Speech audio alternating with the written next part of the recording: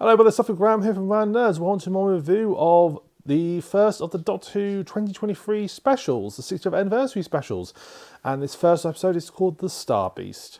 So, Star Beast is actually based on a comic strip from Doctor Who magazine from the 1980s called Doctor Who and the Star Beast. And the storyline is basically the same. Obviously, been updated and modernised and tied into existing characters.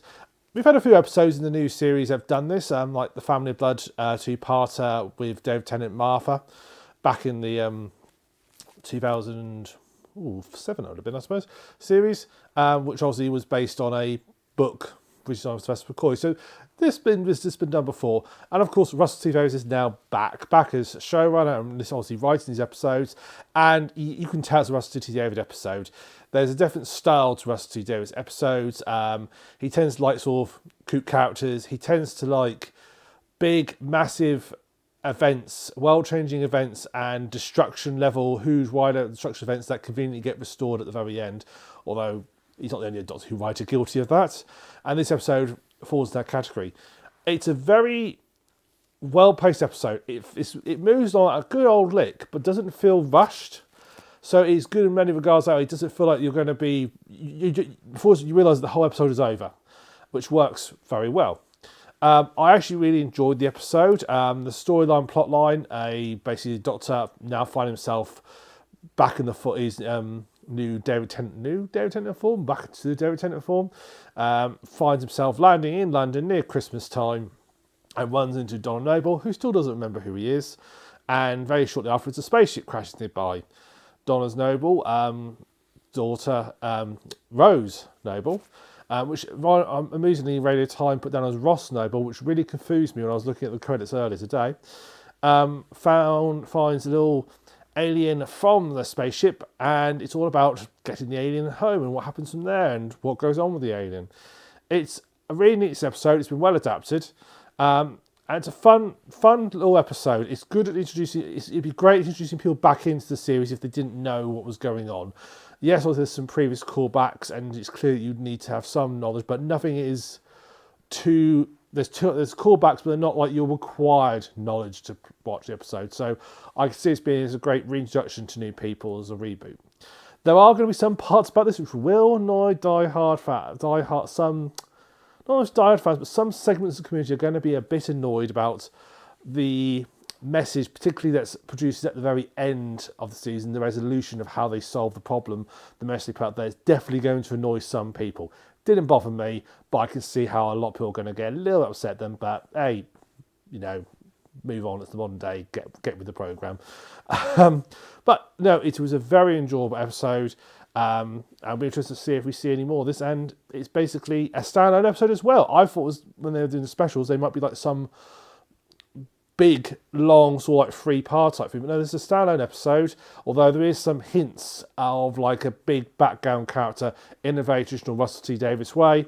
There are hints there's a background character, the boss will be turning up at a later date, and we can quite guess who that is if you've watched any of the previews. Production-wise, this episode, you can tell obviously some money from Disney is really helping with this episode. I'm not a fan of the new title sequence.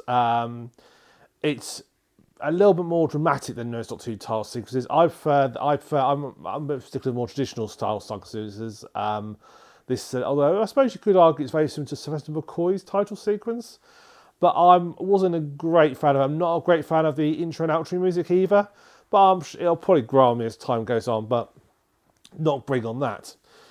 The other things you can tell money's coming in because like there's just sort of some scales, like the big fights in the street. There's a big, massive standoff fight in the street between multiple factions, and that is on a scale that I don't think you see. It felt a bit more grand than normal and a bit more action than normal. So there definitely feels a slight change there. So, but money's always a good thing about it. The character and sort of general CGI effects were very good. Bit of slightly ropey blue screen right at the start with David Tennant introducing the background story to the people. I thought that was a little bit, that didn't quite work. You could tell he was standing in front of a blue screen when you watch that bit. The main sort of character in the Meeple was very well done, very well animated. I'm not sure how much was practical, how much was CGI, but really well done. looked really good. The other sort of main alien race in here didn't work quite so well. They did look a little bit plastic suity. I didn't think they worked quite well. They didn't quite pull off the sort of insectoid look, I don't think, as well.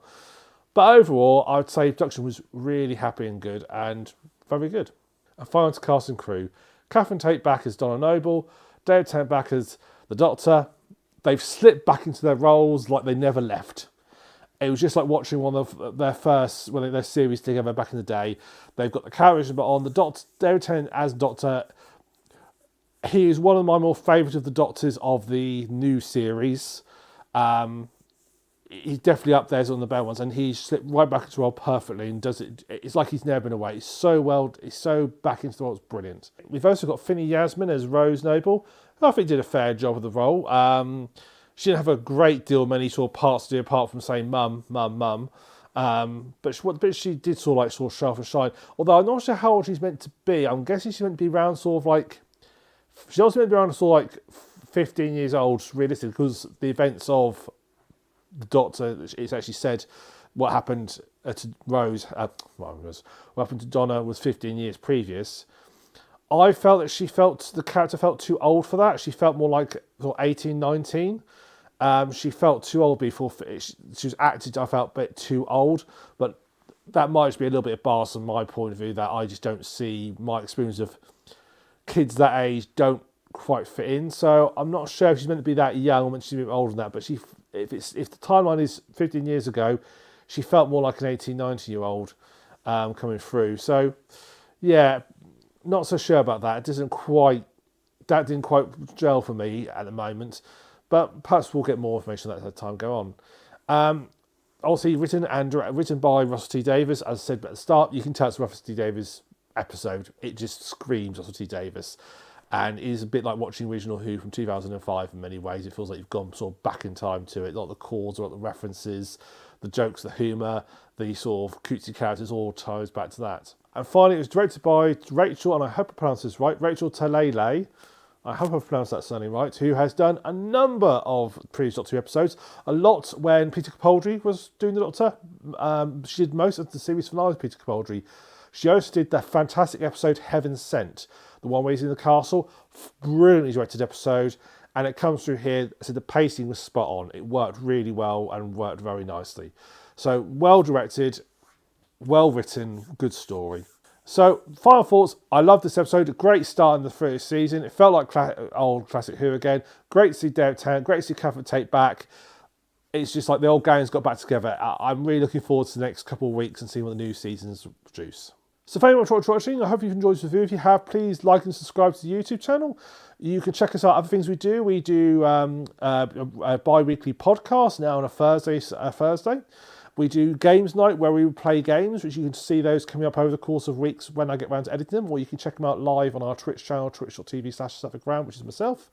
And you can check out the podcast on twitch.tv/RanNerds. So once again, thank you very much for watching this, and I look forward to seeing you for my next review of the next special. So until then, see you later.